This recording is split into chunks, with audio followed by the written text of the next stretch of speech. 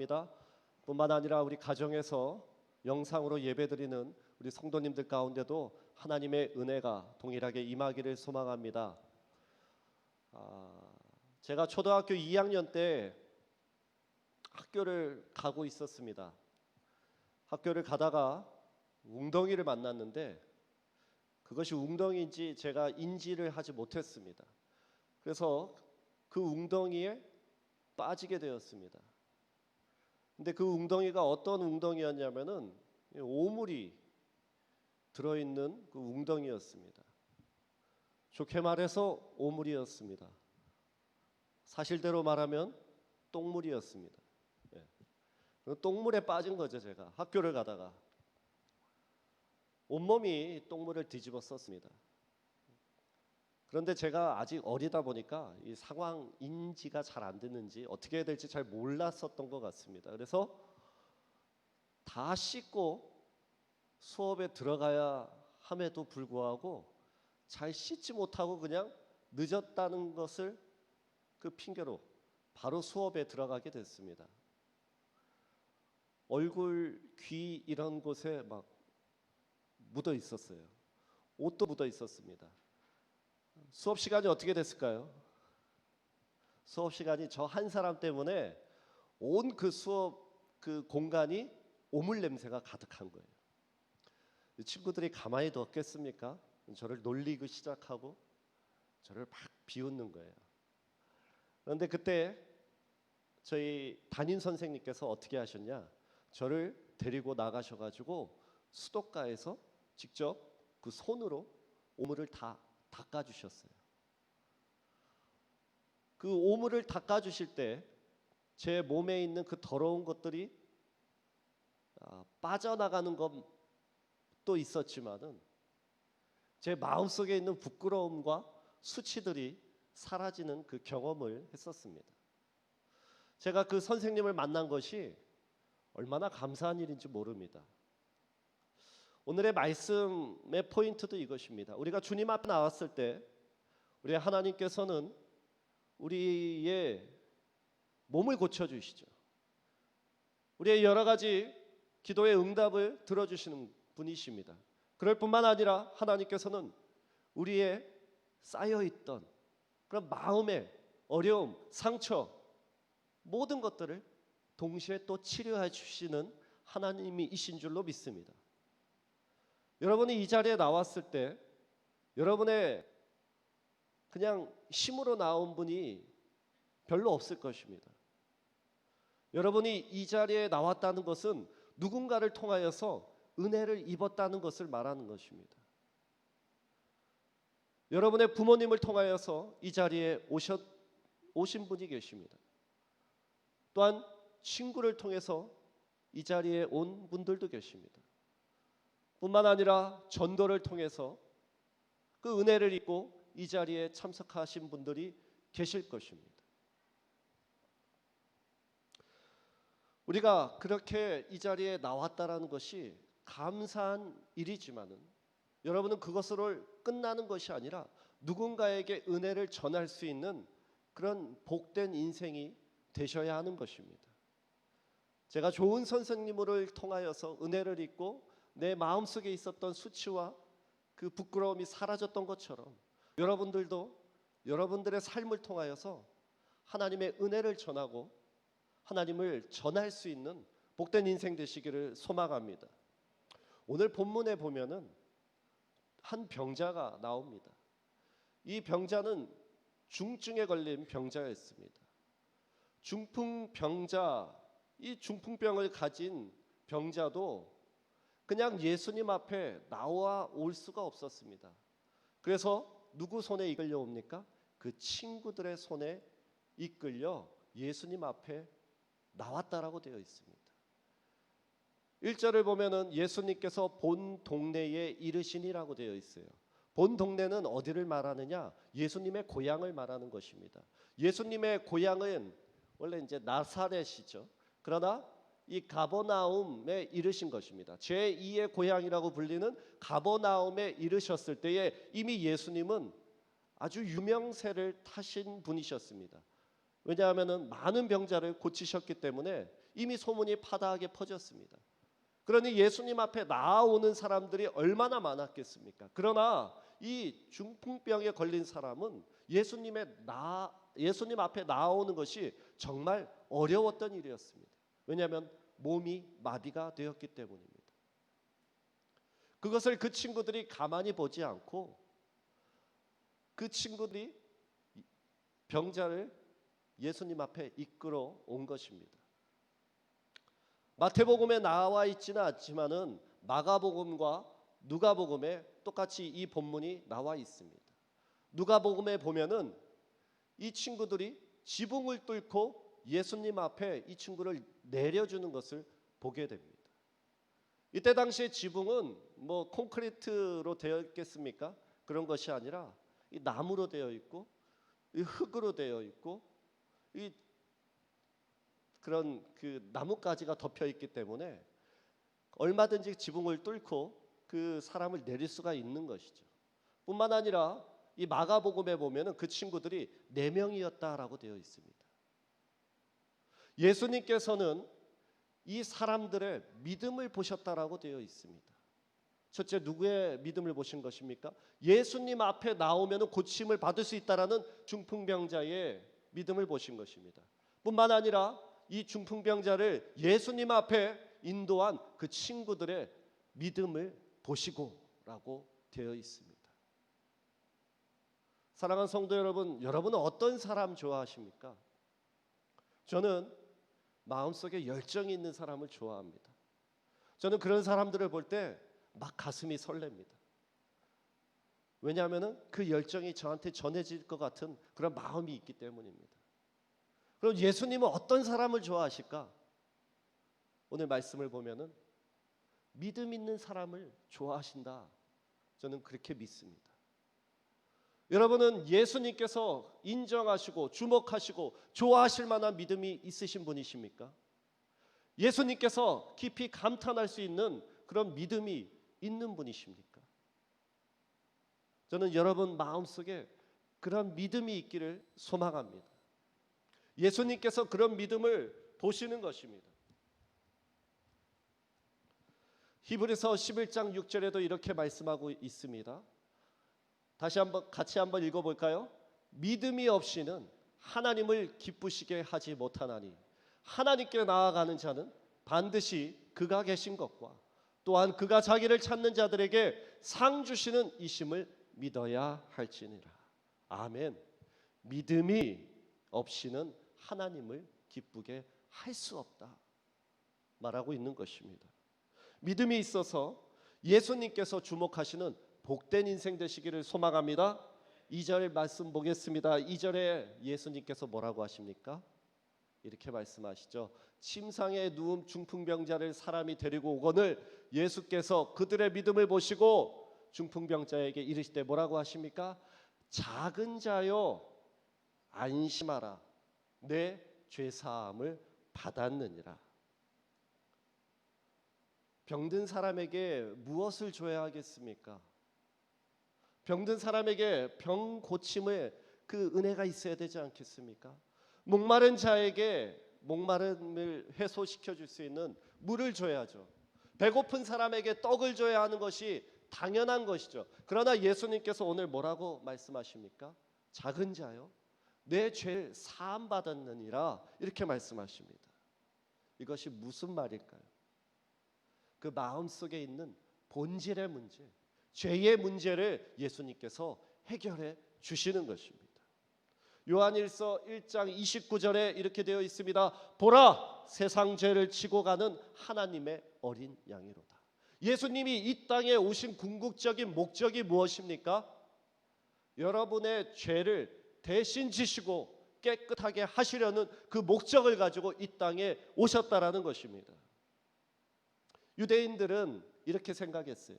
사람이 큰 병에 걸리거나 부정한 병에 걸리면은 이 사람의 죄의 결과로 오는 것이라고, 그 병이 죄의 결과로 오는 병이라고 생각하였습니다. 그러니 이 중풍병자가 얼마나 많은 사람들에게 정죄를 받았겠습니까?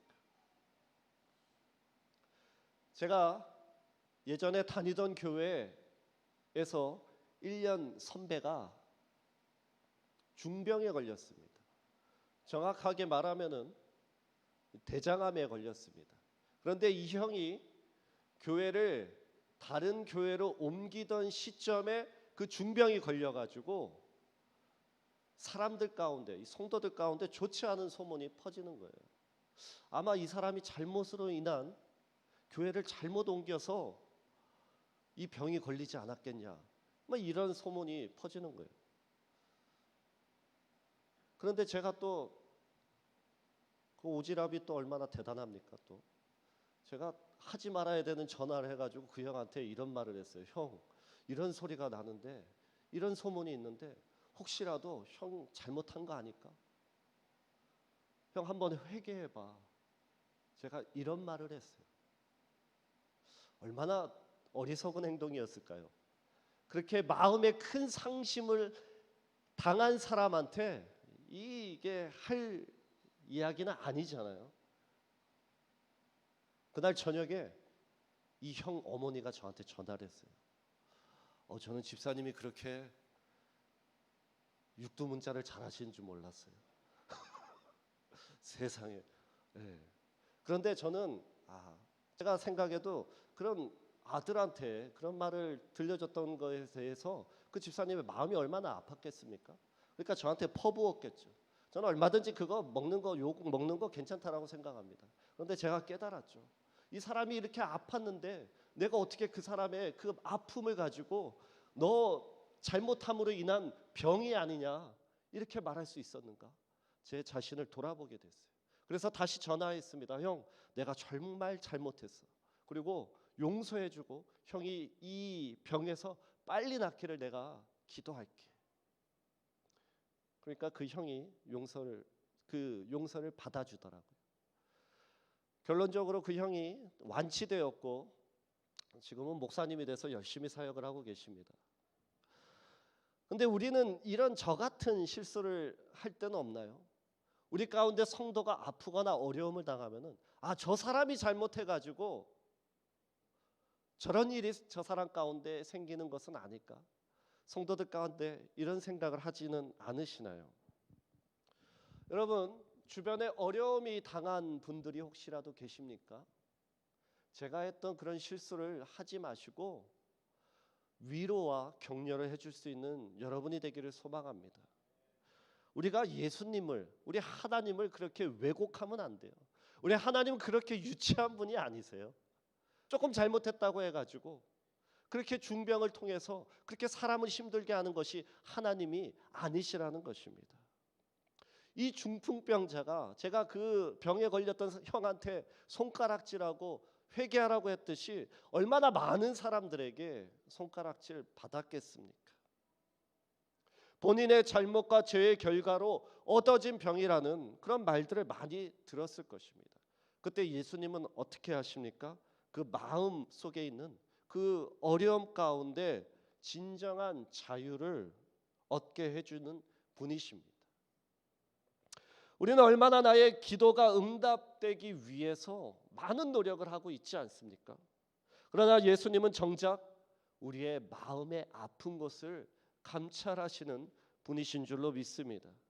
가장 필요한 내 마음의 짐, 내 마음에 있는 죄, 그러한 것들을 깨끗하게 치료해 주시고 걷어 주시는 분이십니다. 3절 말씀 같이 보겠습니다. 어떤 서기관들이 속으로 이르되 이 사람이 신성을 모독하도다. 우리 개역 한글 버전에 보면은 신성 모독을 하는 것이 참남하도다 이렇게 되어 있어요. 서기관들이 입 밖으로 소리를 내서 말하는 것도 아니고 어떻게 말합니까? 속으로 생각으로 한 것이죠. 이 사람이, 이 예수가 신성 모독하고 있다. 왜 그렇게 생각했을까요? 죄사함이라는 것은 오로지 하나님께서만 가능한 일이라고 생각했기 때문입니다. 예수님이 인성만 갖고 있었다라고 한다면은 이것은 맞는 말이죠. 예수님한테는 죄사함을 할 수 있는 능력이 없을 것입니다. 그러나 예수님은 인성뿐만 아니라 하나님과 동일한 신성을 갖고 계신 분이십니다. 그러니 죄사함의 능력도 그분에게는 똑같이 있는 것입니다. 4절 같이 읽겠습니다. 예수께서 그 생각을 아시고 이르시되 너희가 어찌하여 마음에 악한 생각을 하느냐. 서기관들은 속으로 생각했지만 예수님께서는 그 서기관들의 생각을 알고 꿰뚫고 계시는 분이십니다. 우리의 생각도 꿰뚫고 계시는 분이신 줄로 믿습니다. 여러분이 지금 어떠한 생각으로 예배드리고 있는지 저는 알지 못하지만 우리 하나님은 여러분의 생각을 알고 계시는 분이십니다. 이렇게 말씀하십니다. 너희가 어찌하여 마음에 악한 생각을 하느냐. 하나님을 대적하는 것이 그리 어려운 일이 아닙니다. 예수님이 하나님 되신다는 것을 부정하고 그것을 믿지 못하는 것이 하나님을 대적하는 일이고 악한 일인 것입니다. 성경은 이렇게 말합니다. 의인은 없나니 하나도 없다. 우리는 그저 살인하는 것, 도둑질하는 것, 사람에게 폭력을 행하는 것, 악하게 운전하고 사람에게 뺑소니하는 것, 이런 것들만이 악한 일이라고 생각했지만 예수님을 반대하고 그분을 부정하는 것이 악한 것이라고 예수님께서는 말씀하시는 것입니다. 하나님에 대해서 가장 많이 알고 있었던 서기관들마저도 참된 하나님이 눈앞에 있었는데도 그 하나님을 부정하는 것입니다. 5절과 6절 말씀 같이 읽겠습니다. 내 제사함을 받았느니라 하는 말과 일어나 걸어가라 하는 말 중에 어느 것이 쉽겠느냐. 그러나 인자가 세상에서 죄를 사하는 권능이 있는 줄을 너희로 알게 하려 하노라 하시고 중풍병자에게 말씀하시되 일어나 내 침상을 가지고 집으로 가라 하시니. 겉으로 보기에는 무엇이 쉬울까요? 내 죄사함을 받았다라는 말과 내가 치료받았다라는 말, 그 말하는 것 중에 어떤 것이 더 쉬워 보이십니까? 우리가 그냥 말하기로는 내 죄사함을 받았다라는 것이 쉬운 것입니다. 병을 고치는 것은 실질적인 능력이 나타나서 우리 눈에 보여져야 되잖아요. 그러니까 이것이 어려워 보이는 것이죠. 그러나 예수님께서 말씀하시는 포인트는 무엇이냐?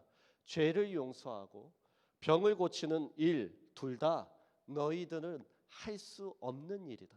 오직 나만이 가능한 일이다. 사람들에게 말씀하시는 것입니다.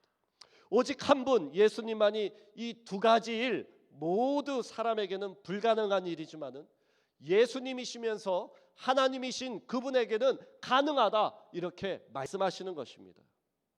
예수님께서 이렇게 말씀하시죠. 인자는, 예수님께서는 자기 자신을 말할 때 인자라는 표현을 하셨습니다.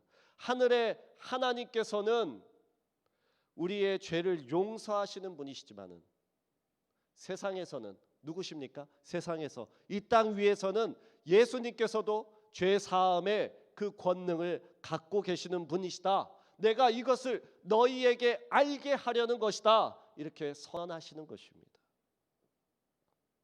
이 말씀의 포인트가 병든 자에게서 누구에게 맞춰집니까? 이 서기관들, 믿지 못하는 사람들에게 맞춰지고 있는 것입니다. 서기관들을 향해 나 예수는 하나님이시다 이렇게 선언하시는 것입니다. 그럴 뿐만 아니라 중풍병자에게 말씀하십니다. 내 침상을 가지고 집으로 가라 하시니 그가 어떻게 합니까? 그가 곧바로 일어나서 자기의 침상을 들고 집으로 돌아갔다라고 되어 있습니다. 우리의 마음을 고치시고 죄 사함의 은혜를 선포하실 뿐만 아니라 우리의 육체, 우리의 기도의 간구도 응답하시는 예수님이십니다. 단순히 오늘 말씀을 병자를 고치신 예수님 정도로만 생각해서는 안 됩니다. 물론 예수님은 병자를 고치시죠. 그러나 예수님의 능력을 부분적으로만 우리가 이해하는 것이 아니라 예수님은 하나님이시다. 예수님만이 죄와 사망과 모든 질병에서 치료하시는 그 전능자가 되신다는 것을 선포하고 계시는 것입니다. 인자가 세상에서 죄를 사하는 권능이 있는 줄을 너희로 알게 하려 함이니라. 누굽니까? 우리로 하여금 우리 주님이 죄 사함의 권능을 가진 분이시라는 것을 우리로 하여금 알게 하려는 목적을 가지고 이 본문을 이 안에 쓰게 하셨다라는 것입니다. 오늘 우리에게 이 믿음을 도전하시는 것입니다. 서기관과 같은 악한 생각에서 벗어나 온전한 믿음으로 변화되는 저와 여러분이 되기를 소망합니다. 여러분, 이 중풍병자가 예수님을 만나서 죄 사함을 받았을 뿐만 아니라 마음의 병도 고쳤을 뿐만 아니라 육체의 질병도 고쳐주셨습니다. 오늘 어떠한 마음으로 이 말씀을 받으십니까? 오늘 주님의 손을 잡기 원하십니까? 오늘 주님의 손을 붙잡고 하나님 나를 간절히 붙잡아 주시고 나를 일으켜 주십시오 라는 그러한 마음이 있습니까? 오늘 샬롬 중창단이 주님여 이 손을 꼭 잡고 가서서 이 찬양했습니다. 저와 여러분이 지금 이 찬양 같이 하기를 소망합니다.